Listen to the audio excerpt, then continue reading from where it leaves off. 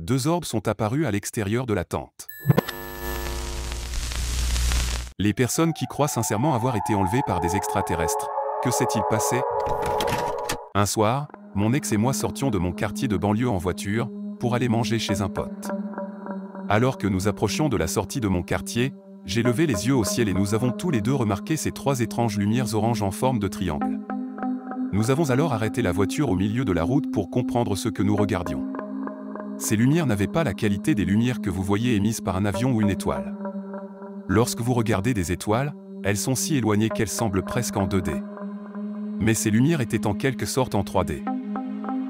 Elles étaient assez hautes dans le ciel pour être bien au-dessus des arbres mais pas au-dessus des nuages. Et elles flottaient, ne bougeant ni vers le haut, ni vers le bas, ni à gauche, ni à droite, mais étrangement immobiles.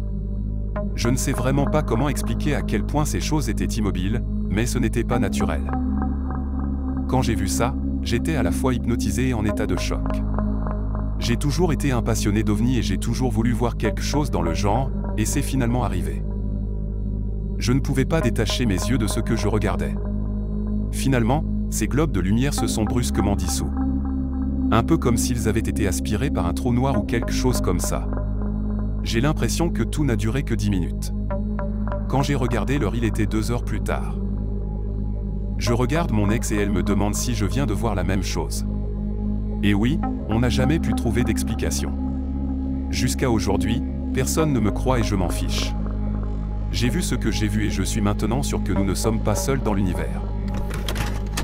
Pendant un an, j'ai vécu des événements vraiment étranges que je n'ai jamais pu expliquer. Cela a commencé en hiver, alors que je travaillais sur un projet dans le nord du pays. Notre équipe a été logée dans un motel à 10 minutes de la plus grande ville de la région. J'ai eu droit à un lit king size avec canapé, une belle chambre. Nos journées étaient longues, alors j'utilisais les canapés pour empiler mes vêtements. J'avais apporté mon ordinateur de bureau avec moi et un soir je me disputais avec mon ex à 1 heure du matin sur Facebook. À un moment donné, j'ai ouvert les yeux et j'étais assise sur la pile de vêtements sur le canapé. Il était maintenant 4 heures du matin. Je me suis précipité vers l'ordinateur. Après 1 heure du matin, j'avais arrêté de taper une phrase à mi-chemin. Mon ex avait laissé une tonne de messages pendant la nuit pour que je lui réponde. Il avait aussi essayé de m'appeler et j'avais au moins 10 textos de lui sur mon téléphone qui était toujours à côté de la souris. Je me suis dit que j'avais dû perdre connaissance, mais je ne savais pas comment j'avais pu me retrouver sur le canapé, au-dessus de tous ces vêtements. Je me suis parti me coucher sur le lit pendant les 2 heures restantes avant le travail. Quelques jours plus tard, un scénario plus étrange s'est produit. Ma routine était la suivante, nous finissions le travail, je rentrais au motel vers 21 h, je me douchais, je me changeais et je me rendais en ville pour un dîner tardif dans une pizzeria du coin, le seul restaurant ouvert tard, à part McDonald's. Cette nuit-là, j'ai donc suivi ma routine, j'ai pris une douche, je me suis changé et je suis parti. Je suis arrivé à ma voiture et quand j'ai allumé le moteur, j'ai eu l'impression que quelque chose n'allait pas. J'ai regardé l'heure, il était maintenant 2 heures du matin. Je n'avais aucune idée de comment j'avais pu perdre environ 4 heures entre ma douche et ma voiture. Je me sentais bizarre. Mon corps tout entier se sentait bizarre. Je me suis senti violé, comme une victime de viol décrirait le fait de se réveiller après avoir été agressé et drogué. Vous vous sentez violé mais vous n'avez aucune idée de ce qui s'est passé. Pas un seul souvenir ou une seule explication. Je suis resté debout toute la nuit, terrorisé, à essayer de comprendre ce qui s'était passé.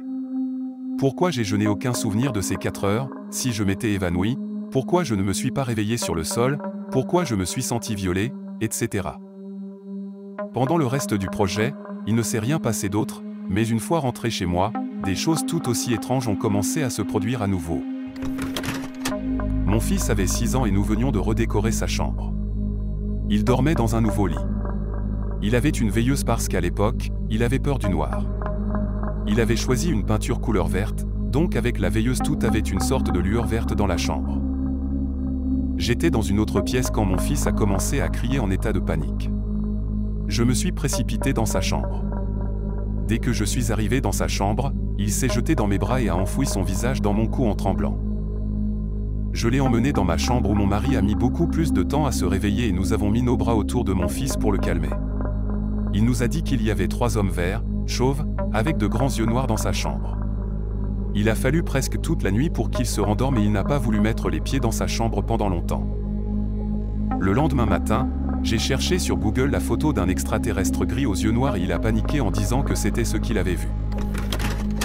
Quand j'avais environ 10 ans, mes parents et moi avons brièvement vécu dans un appartement, à côté de l'ancienne maison de mon grand-père. Pour une raison quelconque, cette nuit-là, nous avons tous dormi sur le sol du salon, moi entre mes parents. Au milieu de la nuit, je me suis réveillé et j'ai été fasciné par une lueur orange qui sortait d'une des fenêtres. Nous étions au 2e étage. Je suis allé regarder par la fenêtre pour voir ce que c'était et là je vois que la maison à côté avait complètement disparu, et il y avait un vaisseau spatial à sa place au-dessus d'un terrain vide. Je me souviens d'être resté là à le regarder, incrédule, avec l'impression de ne pas pouvoir bouger d'un pouce. J'ai eu l'impression de regarder dehors pendant un moment, et puis bam je me suis réveillé, de retour entre mes parents. Immédiatement après m'être réveillé, je me suis retourné et j'ai vomi. Je n'étais pas malade et je ne vomis pas à moins d'avoir un sérieux problème d'intoxication. Mes parents ne m'ont bien sûr pas cru et quand j'ai regardé par la fenêtre le matin suivant, la maison était là à nouveau. Nous avions environ 20-21 ans à l'époque. C'était une nuit normale, comme d'habitude, dîner, film, câlin et dodo. L'événement étrange s'est produit à un moment donné au milieu de la nuit, je ne sais pas à quelle heure, peut-être entre 2h et 4h du matin. Je vais le raconter de mon point de vue. En gros, je me suis réveillé avec ma copine sur moi en train de me chevaucher, nous étions tous les deux nus, en train de le faire. Je me souviens qu'au moment où je me suis réveillé, j'ai dit « Attends, qui c'est ? Qu'est-ce qui se passe ?» Et elle répondait de la même manière. J'avais mes mains sur ses fesses tandis qu'elle était sur le dessus avec ses mains de chaque côté de ma tête. Honnêtement, ça m'a terrifié parce que j'avais l'impression de n'avoir aucun contrôle sur mon corps. Je me souviens vaguement d'une sensation comme si quelqu'un m'utilisait. Je me souviens d'avoir senti des mains sur mon corps me pousser et tirer mais de manière extrêmement brutale. Ma copine a décrit exactement la même chose. Ça nous a vraiment fait flipper, et nous n'avons jamais eu une telle expérience depuis. Je campais dans un terrain de camping dans le nord avec quelques amis.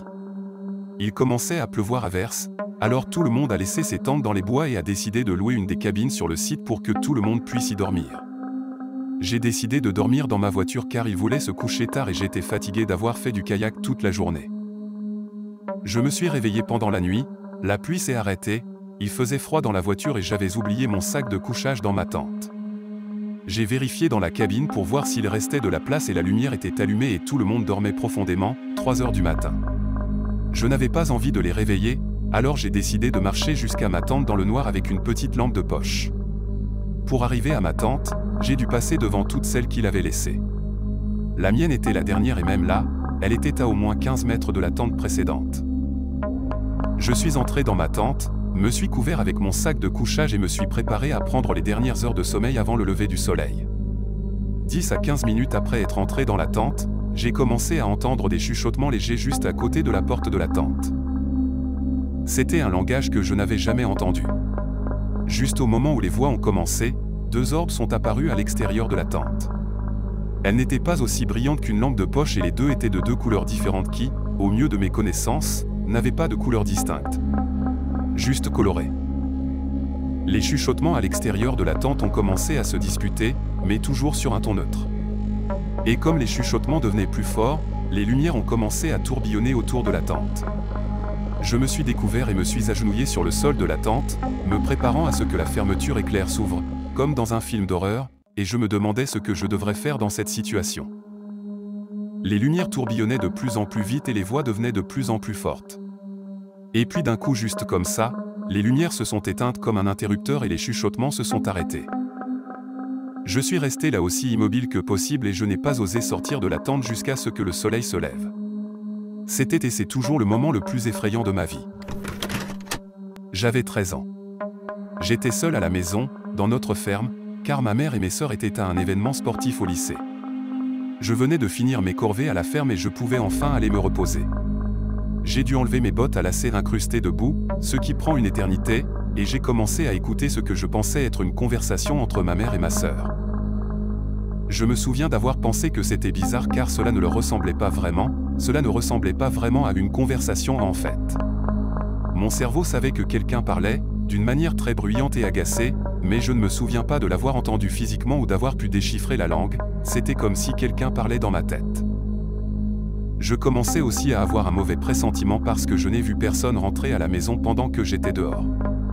Je n'ai pas entendu ni une porte de voiture se fermer, ni la porte d'entrée s'ouvrir, ni notre chien aboyer comme il fait à chaque fois que quelqu'un rentre. Quand j'ai commencé à marcher, je me suis senti comme si j'étais en danger. Mon cœur a commencé à battre à 1000 à l'heure. Mon cerveau logique ne savait pas pourquoi j'étais dans cet état, mais mon instinct le savait. Les voix se disputaient maintenant entre elles et je savais qu'elles parlaient de moi, l'idiot qui marchait vers elles. Quand je suis arrivé devant la porte de la cuisine, mon corps a arrêté de bouger alors que je voulais entrer. 2 orbes grises et lumineuses étaient suspendus devant la porte. Les voix étaient très fortes et très en colère maintenant, mais d'une manière bizarre, avec des cris étouffés. Je savais que c'était fort mais mes oreilles ne le percevaient pas. En l'espace d'une seconde, les 2 orbes se sont arrêtés de parler, ont tourné l'une autour de l'autre plusieurs fois, puis ont été projetés à travers le plafond. J'ai fini par m'asseoir par terre à l'entrée de la cuisine, fixant le couloir vide, jusqu'à ce que j'entende ma mère et ma sœur franchir la porte d'entrée environ 15 minutes plus tard. Merci d'avoir écouté jusqu'à la fin, n'hésitez pas à vous abonner et à aimer la vidéo, si vous ne voulez pas vous faire enlever par des extraterrestres.